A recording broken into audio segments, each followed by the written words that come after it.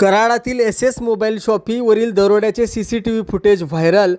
4 चोरट्यांचा धुमाकूळ सीसीटीव्हीत कैद। पांढऱ्या प्लास्टिकच्या ड्रेसमध्ये आलेल्या चोरट्यांनी पिशवीत भरले मोबाईल।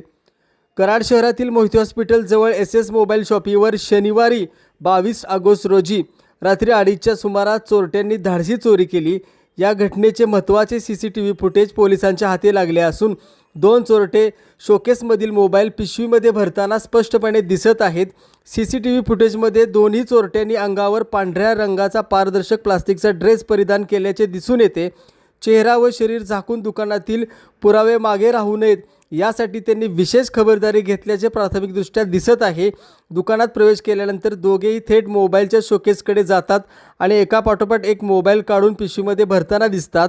चोरट्यांनी दुकानाबाहेरील सीसीटीव्ही कॅमेरा फोडल्यानंतर शटर व सेंटर लॉक तोडून आत प्रवेश केला।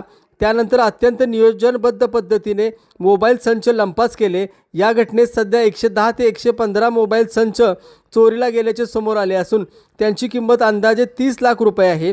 मात्र दुकानातील संपूर्ण स्टॉकची मोजदाद सुरू असून चोरीला गेलेले मोबाईलची संख्या सुमारे 250 पर्यंत तर चोरीच्या मुद्देमालाची किंमत 70 ते 80 लाखापर्यंत जाण्याची शक्यता आहे।